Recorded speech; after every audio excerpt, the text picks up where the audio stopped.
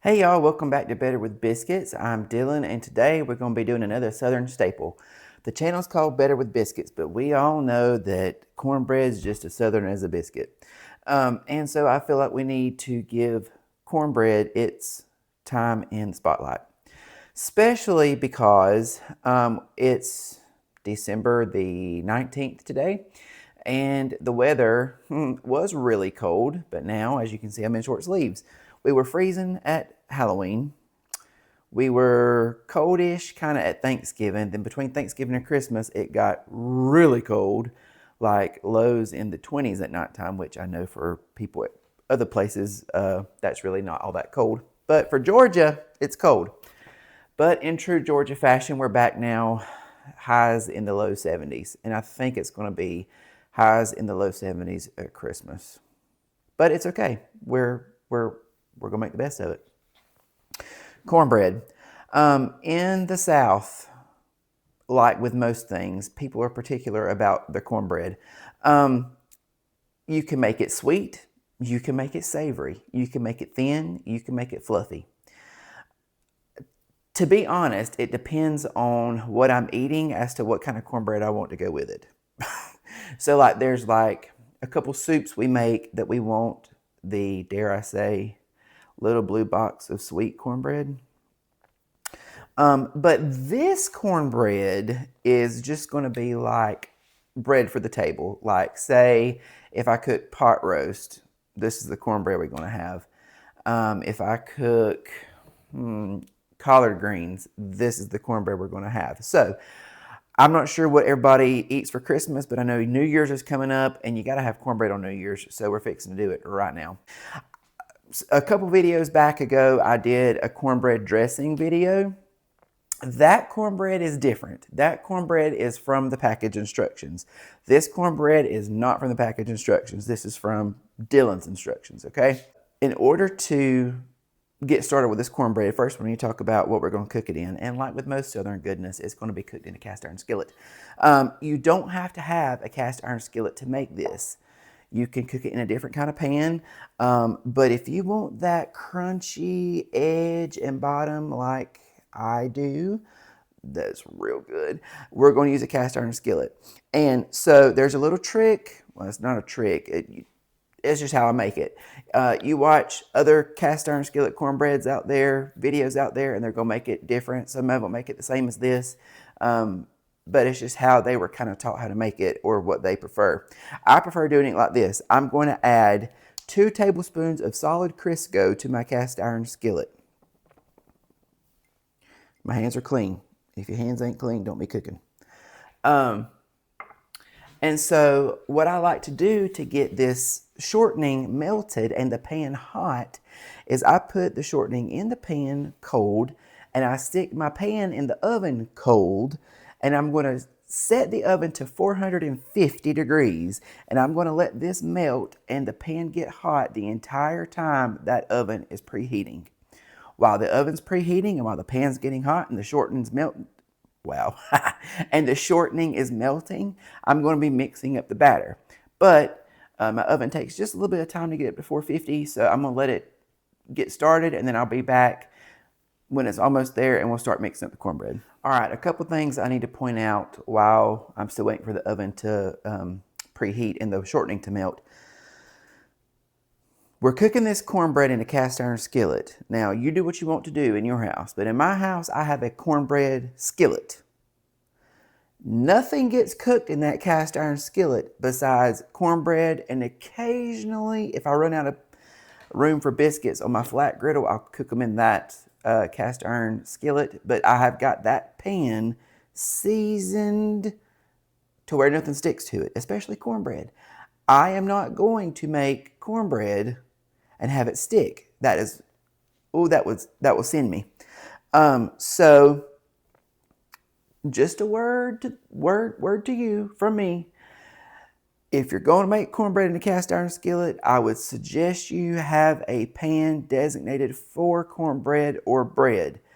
Do not fry bacon or chicken or any kind of meat or anything sticky in the pan you're going to be doing your cornbread in, because let me tell you, you're going to get it out and you're going to think it's good and slick and ready to go, and your cornbread's going to be stuck to it when it gets done, and you're going to be real mad. Ask me how I know.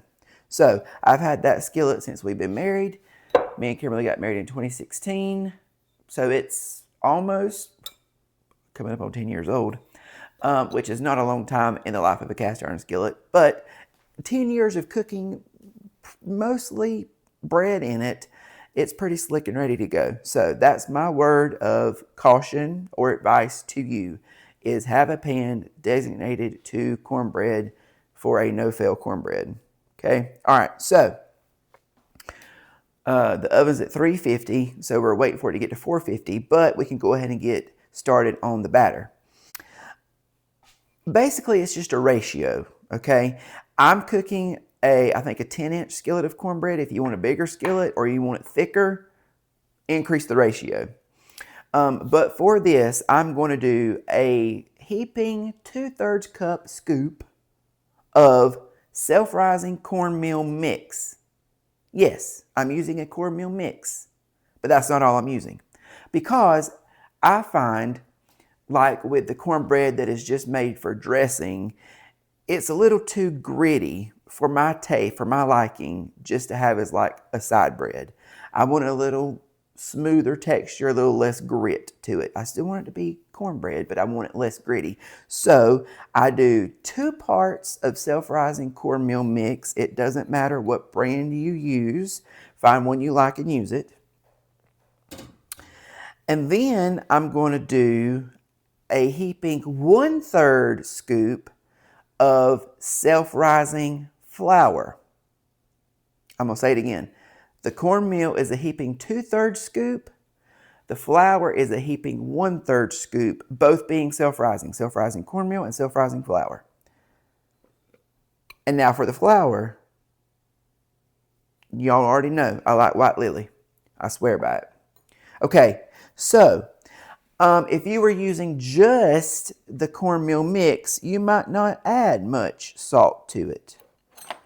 But since I cut it with a little bit of flour, even though it's self-rising flour, I'm going to put just a scoot of salt. And when I say a scoot, I'm probably going to put a scant teaspoon, okay, of salt. This was a 1/4 teaspoon measure. I'm putting more than half, but less than a full teaspoon, okay? 3/4 of a teaspoon of salt. All right. And I'm going to give those 3 ingredients, the flour, the cornmeal, and the salt, a whisk, just till they're good and combined. All right, my oven's at 415, so we can go ahead and do the mixing. All right. We are going to add buttermilk. If I don't have buttermilk, I don't make cornbread. Same thing with biscuits. If I don't have buttermilk, I don't make it. You can use regular milk, sure, but it's not going to have the good, rich taste that it will with buttermilk. And I've said before, I like whole buttermilk. So this is with whole buttermilk. This recipe is with whole buttermilk. So in the bowl, 2/3 cup heaping of self-rising cornmeal, a heaping 1/3 cup of self-rising flour, 3/4 of a teaspoon of salt, and we're going to use buttermilk.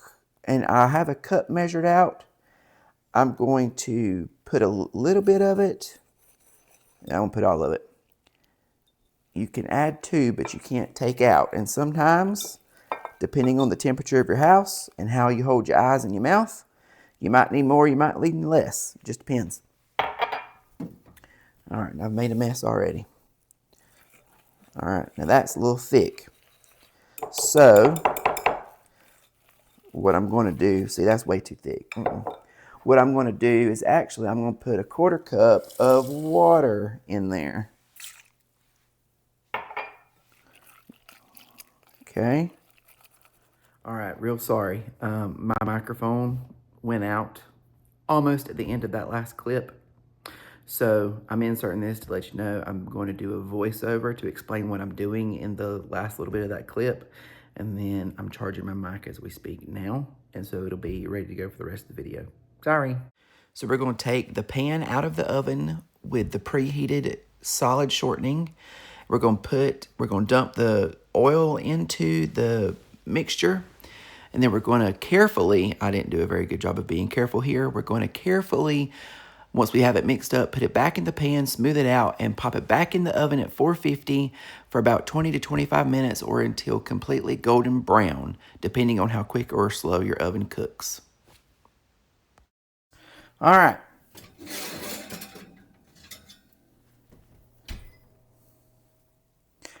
It's good and golden brown. Here I have preached about having a skillet that's going to come out. When here, let's see if it does. Boom! All right. It is nice and golden brown. So the bottom of the pan is the top of the cornbread in my book. So the bottom of the pan, what was on the bottom of the pan is the top of the cornbread. I want this to be crunchy and crispy and good. So we're going to let this stay on this cooling rack and cool for just a little bit before we cut it. But putting it on something that the air can get around is going to help it cool, but it's also going to help it not lose the crunch, and that's important. So we'll be back in just a little bit. I do want to make mention of this. I used solid Crisco in the pan. You don't have to. You can use 2 tablespoons of oil. I just have Crisco that I need to use, so that's what I did. And I generally use Crisco for this, but it is not going to matter. It's not going to change anything if you use liquid oil versus a solid shortening. So use whatever you have. Make it some. It's real good. All right, I'm going to slice this and eat a piece of it. And then probably what's going to happen with this is I do make dressing out of this cornbread sometimes if I have extra. Rarely do I have extra, but if I have extra, when I make cornbread, I put it in a bag in the freezer and use it to make dressing. So for the purpose of needing a video, I make cornbread. But I'm not going to eat all of this right now, but I am going to, you hear that? We will cut a piece just so you can kind of see how it looks. There you go. Hot. Not fluffy and cakey, but fluffy enough to have a good texture, but still crispy.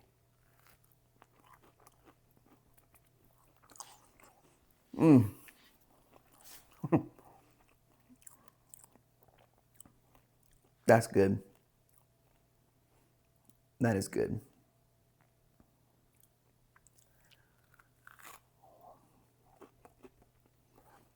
Here's the trouble. I don't need to eat this whole thing, but I could, but I'm not going to.